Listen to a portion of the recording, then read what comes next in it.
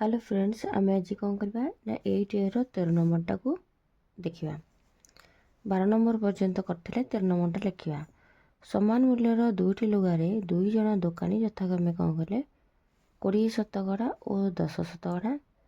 तापर द्वितीय थरक पुणी 15 शतकड़ा और 15 शतकड़ा रिहाती दिखती। क्यों क्षेत्र में लुगा क्रय करने लाभजनक हम से आम कौन करने बाहर करवा।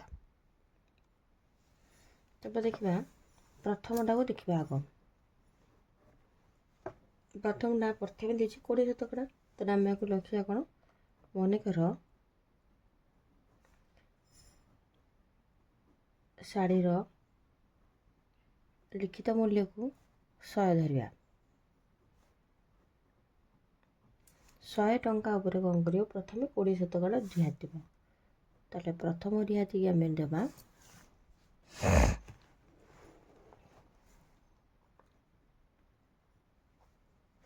प्रथम रिहाती एकाते बाहर करदे विक्रय मूल्य। प्रथम रिहाती पर विक्रय मूल्य केते ना 100 टंकार 20 टंका करदेबा। आमर केते ना 80 टंका रिहाती देथिला ना प्रथम 20 शतकड़ा। तापर देखिए द्वितीय रिहाती आरि ऊपर द्वितीय रिहाती कौन करिवो ना 10 शतकड़ा दब। द्वितीय रिहातीर परिमाण एकाथरे बाहर करदेबा 80 टंकार 10 शतकड़ा। आम कौन करवा ना 80 टंकार 10 शतकड़ा बाहर करिया। 80 गुण 10 व्यक्त 100 शून्य शून्य कटिला शून्य शून्य कटिगला रहा केते 8 टंका। जदि 8 टंका है ताले द्वितीय रिहाती पर शाढ़ीर रिहाती मूल्यटा केते हबो। द्वितीय रिहाती पर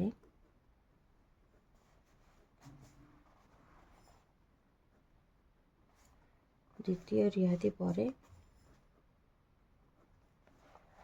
शाढ़ीर रिहाती विक्रय मूल्य रिहाती विक्रय मूल्य द्वितीय रिहाती पर कौन हम ना आमर 80 टंका 80 टंका पुणी 8 टंका वियोग हम। प्रथम रिहाती बिक्री कर 80 टंका पुणी द्वितीय थर रिहाती कले पुणी 80 टंकार 80 टंकार 8 टंका गला रहा केते 72 टंका। पचास ना प्रथम रिहाती प्रथमटा बाहर कर द्वितीयटा बाहर कर तादे क्यों थे लाभजनक है। द्वितीय देती से नहीं मनकर शाढ़ीर लिखित मूल्य आम कौन करवा ना 100 टंका धरवा। शाढ़ीर लिखित मूल्य को मनकर 100 टंका धरवा। प्रथम रिहाती पर विक्रय मूल्य कौन होची ना 15 शतकड़ा 15 शतकड़ा दीटा आग रिहाती होची 15 शतकड़ा। ताले आम लिखिबा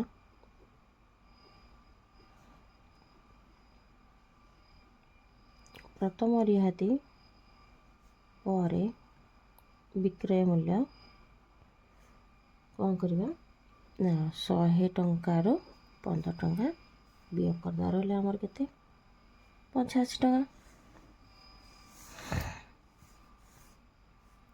आसला। आमर केते ना द्वितीय रिहाती कौन हम ना 85 टंकार पुणी 15 शतकड़ा रिहाती।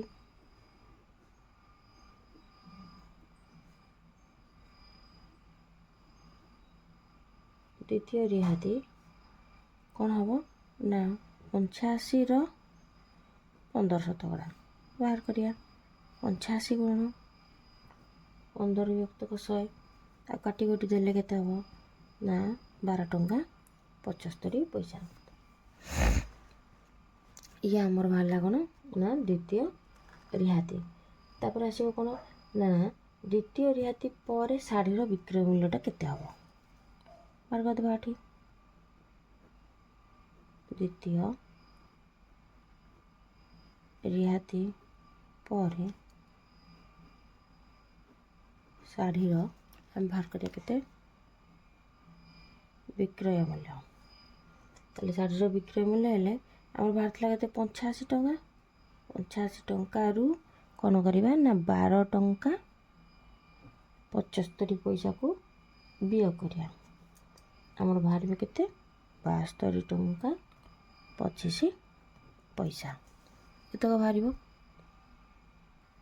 ତାହେଲେ ଆମେ ଦୁଇଟାରୁ ଜାଣିପାରିଲେ ଲାଭ କେଉଁଥିରେ ହେଲା ନା ପ୍ରଥମ ରିହାତିଟା ଲାଭଜନକ ଅଟେ।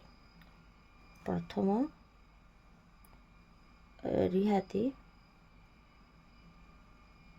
ଲାଭଜନକ। ଏଠୁ ଆମେ ଜାଣିପାରିଲେ ପ୍ରଥମ ରିହାତି କ'ଣ ହେଉଛି ନା ଲାଭଜନକ ଅଟେ। 14 ନମ୍ବର ପ୍ରଶ୍ନ ଲେଖିବା। ଜଣେ ବ୍ୟବସାୟୀ 1 ଘଣ୍ଟାର ଲିଖିତ ମୂଲ୍ୟ ଉପରେ ଶତକଡ଼ା 10 ଟଙ୍କା କ'ଣ କରନ୍ତି ନା ଶତକଡ଼ା 10 ରିହାତି ଦିଅନ୍ତି।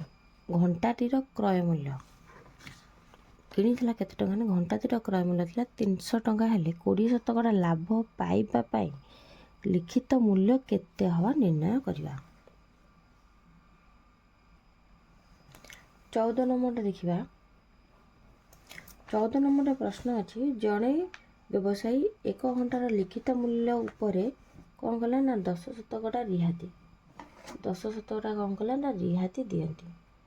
ଘଣ୍ଟାଟିର କ୍ରୟ ମୂଲ୍ୟ 300 ଟଙ୍କା ହେଲେ 20% ଲାଭ ତାର କେତେ ନା 20% ଲାଭ 20% ଲାଭ ପାଇବା ପାଇଁ ଲିଖିତ ମୂଲ୍ୟ କେତେ ହେବ ନିର୍ଣ୍ଣୟ କରିବାକୁ ପଡ଼ିବ। ତାହେଲେ ଘଣ୍ଟାଟିର କ୍ରୟ ମୂଲ୍ୟ ସେ ଦେଇଦେଇଛି କ'ଣ ନା 300 ଟଙ୍କା। ଘଣ୍ଟାର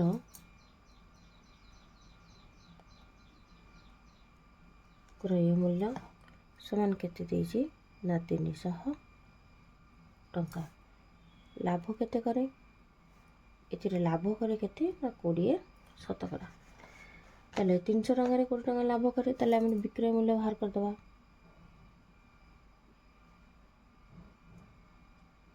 ବିକ୍ରୟ ମୂଲ୍ୟ କରିଦେବା 100 ଏଠି ଶତକଡ଼ା ଲାଭ ବିଭକ୍ତକ 100 ଗୁଣନ କ୍ରୟ ମୂଲ୍ୟ। ଏଇଟା ଆମର ସୂତ୍ର ଅଛି। ତାପରେ ଆଗକୁ କ'ଣ କରିବା ଆମର 100 ଲାଭ ହେଲା 20% 20 ବିଭକ୍ତକ 100 ଗୁଣନ କ୍ରୟ ମୂଲ୍ୟ ହେଉଛି 300 ଟଙ୍କା। ଏ ହେଲା 120 ବିଭକ୍ତକ 100 ଗୁଣନ 300 ଶୂନ ଶୂନକୁ ନେଲା 32 କେତେ ହେଲା 36 300 କେତେ ହେଲା 60 ଟଙ୍କା। ଲିଖିତ ମୂଲ୍ୟ ଉପରେ ଶତକଡ଼ା ରିହାତି 10%। କହିଛି କ'ଣ ନା ଲିଖିତ ମୂଲ୍ୟ ଉପରେ ଶତକଡ଼ା ଲିଖିତ ମୂଲ୍ୟ ଉପରେ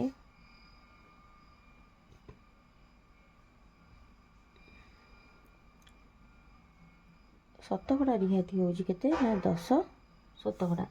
ତ ଲିଖିତ ମୂଲ୍ୟକୁ କେତେ ଧରିବା? ଲିଖିତ ମୂଲ୍ୟକୁ ଆମେ x ଟଙ୍କା ବୋଲି ଧରିବା। ତାହେଲେ ବିକ୍ରୟ ମୂଲ୍ୟଠୁ ବାହାର କରିବା ଆମେ ବିକ୍ରୟ ମୂଲ୍ୟ ବାହାର କରିଦେବା 100 ପରିମାଣ ଏଇଟା ଶତକଡ଼ା କ୍ଷତିକୁ ମୁଁ ଖାଲି କ୍ଷତି ବି ଲେଖିଦେଉଛି। ଲାଭ ବି ସେମିତି ଶତକଡ଼ା ଲାଭକୁ ଖାଲି ଲାଭ ବି ଲେଖିଦେଉଛି 100 ଗୁଣନ କ୍ରୟ ମୂଲ୍ୟ। ତାହେଲେ 100 ପରିମାଣ 10 ବିଭକ୍ତକ 100 କ୍ରୟ ମୂଲ୍ୟ ଆମର x। ଆଚ୍ଛା ଇଏ ହେଲା 90 ବିଭକ୍ତକ 100 ଏଇଟା x ହେଲା 90x ହେଇଗଲା। ଆମର କାଟିଦେଲେ କେତେ ହେବ 9x ବିଭକ୍ତକ 10 ତାହେଲେ ଆମର 9x ବିଭକ୍ତକ 10। ତାହେଲେ 20% ଲାଭ ପାଇଁ ଲିଖିତ ମୂଲ୍ୟ ଆମର କେତେ ହେବ 9x/10 360 9x ହେଲା 360 ଗୁଣନ 10 x ବାହାର କରିଦେବା ଏକାଥରେ 9କୁ କ'ଣ କରିବା ନା ବିୟୋଗ କରିବା ଏ ଯେଉଁ ହରିବା ଏପଟେ ଗୁଣା ହେଇଛି ଏପଟେ ହରା ହେବ 9 କରିଲେ 9 4 36 40 ହେଲା x ଇଜିକାଲ୍ ଟୁ ଆମର କେତେ ହେଲା ନା 400 ଟଙ୍କା। ଅତଏବ ଲିଖିତ ମୂଲ୍ୟ କେତେ ହେଲା ଲିଖିତ ମୂଲ୍ୟ ବା ଘଣ୍ଟାଟିର ଲିଖିତ ମୂଲ୍ୟ 400 ଟଙ୍କା ହେଲା। ଦେଖିବା 15 ନମ୍ବର। ଗୋଟିଏ ଟେବୁଲର ଲିଖିତ ମୂଲ୍ୟ 800 ଟଙ୍କା। ଜଣେ ଖୁଚୁରା ବ୍ୟବସାୟୀ ତାକୁ କ'ଣ କଲା ନା 10% ରିହାତିରେ କ୍ରୟ କଲା। ଯଦି ବ୍ୟବସାୟୀ ପରିବହନ ବାବଦ ଖର୍ଚ୍ଚ 10 ଟଙ୍କା ହୁଏ, ତେବେ ଟେବୁଲଟିକୁ ଖୁଚୁରା ବ୍ୟବସାୟୀଟି କେତେ ଟଙ୍କାରେ ବିକ୍ରୟ କଲେ ତାର 12% କ'ଣ ହେବ ନା ଲାଭ ହେବ। ତାହେଲେ ଆମେ ଦେଖିବା ଟେବୁଲର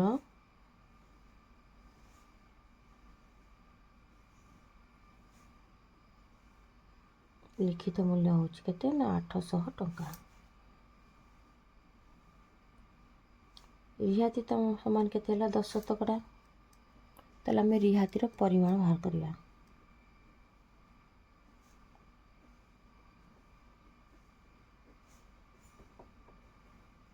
ଆଠଶହ ଟଙ୍କା ଗୁଣନ 10 ବିଭକ୍ତକ 100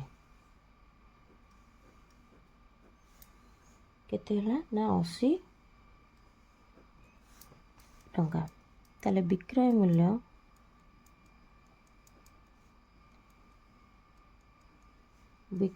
ହେଲା 800 ଟଙ୍କା ପ୍ରାଣ 80 ଟଙ୍କା ସମାନ କେତେ ହେଲା ନା 720 ଟଙ୍କା।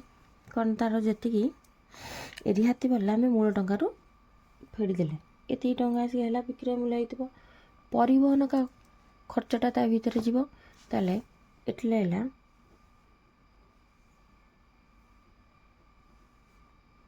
ପରିବହନ ଖର୍ଚ୍ଚ କେତେ ହେଇଥିଲା ନା 720 ଟଙ୍କା। 10 ଟଙ୍କା କ'ଣ ହେଇଥିଲା ପରିବହନ ଖର୍ଚ୍ଚ ହୋଇଥିଲା। ସମୁଦାୟ ମିଶାଇ ଦେଲା ବେଳକୁ 730 ଟଙ୍କା। ତାହେଲେ ବ୍ୟବସାୟୀ କ'ଣ କରୁଥିବ ନା 730 ଟଙ୍କାରେ ହିଁ ତାକୁ କିଣିଥିବ। ବ୍ୟବସାୟୀ ଟେବୁଲକୁ କିଣିଲା 730 ଟଙ୍କାରେ। ଲାଭ ହେବ କେତେ ତାର? ଲାଭ ହେବ ଆମର ଦେଇଛି 12%। ପ୍ରଶ୍ନରେ ଆମର ଦେଇଛି ଲାଭ ହେବ କେତେ 12% ହେବ ବୋଲି। ତାହେଲେ ଏଠି ଆମେ ସୂତ୍ର ପକାଇ ବିକ୍ରୟ ମୂଲ୍ୟ ବାହାର କରିଦେବା। ବିକ୍ରୟ ମୂଲ୍ୟ ହେବ ଆମର 100% ଲାଭ ବିଭକ୍ତକ 100 ଗୁଣ କ୍ରୟ ମୂଲ୍ୟ। ତାହେଲେ 100% ଆମର ଲାଭ ହେଲା 12 ବିଭକ୍ତକ 100 ଗୁଣ 730 ଦେଲା। ଏ କେତେ ଦେଲା 112 ବିଭକ୍ତକ 100 ଗୁଣ 730। 0 ଗୋଟେ କାଟିଦେବା। ତାପରେ ଆମେ ଆକୁ ଗୁଣିଦେବା। ଗୁଣିଦେଲା ବେଳକୁ ଆମର କେତେ ହେବ ନା 8176 ଟଙ୍କା 10 ପଇସା। ଦଶମିକ କରିଦେବା। ତାହେଲେ କ'ଣ ହେଲା ନା 8176 ଟଙ୍କା ହେଇଛି। ତାକୁ 10ରେ ହରିବା ଦଶମିକ ପଡ଼ିଯିବ। ଦଶମିକ ହେଲେ ଆମର କେତେ ହେବ 870 ଟଙ୍କା 60 ପଇସା। ଅତେ ସେ କ'ଣ କରିବ ତା ବାବଦକୁ ଆମର ଅତେ ଲେଖିବା କ'ଣ କେତେ ଲିଖିତ ମୂଲ୍ୟଟା ତାର କେତେ ହେଇଥିଲା। ତାହେଲେ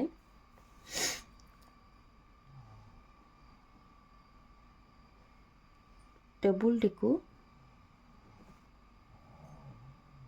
ଖୁଚୁରା ବ୍ୟବସାୟୀ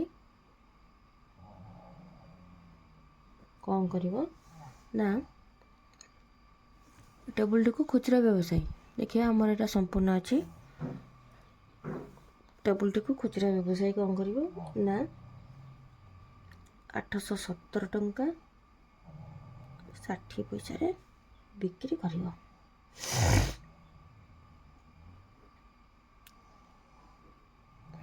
ତାହେଲେ କ'ଣ ହେଲା ନା ବିକ୍ରୟ ମୂଲ୍ୟ ଆମେ ସୂତ୍ର ପକାଇଦେଲେ। ସୂତ୍ର ପକାଇ ସାରିଲା ପରେ ଆକୁ ଏମିତି କଲେ ବୋଲେ ତେବେ ପିଲାମାନେ ଆମର କ'ଣ ହେଲା ନା 15 ନମ୍ବର ପର୍ଯ୍ୟନ୍ତ ସରିଲା। ନେକ୍ସଟ କ୍ଲାସ୍ ଆମେ କ'ଣ କରିବା 16 17 କରିଦେବା। ଯଦି ପିଲାମାନେ କ୍ଲାସ୍ଟି ଭଲ ଲାଗିଥିବ ନିଶ୍ଚିନ୍ତ ଲାଇକ୍ ଆଉ ସବସ୍କ୍ରାଇବ୍ କରିବ। ନେକ୍ସଟ କ୍ଲାସ୍ରେ ଆମେ କ'ଣ କରିବା ନା ଆଉ ଅନ୍ୟ ଗଣିତ ଗୁଡ଼ିକ ଦେଖିବା।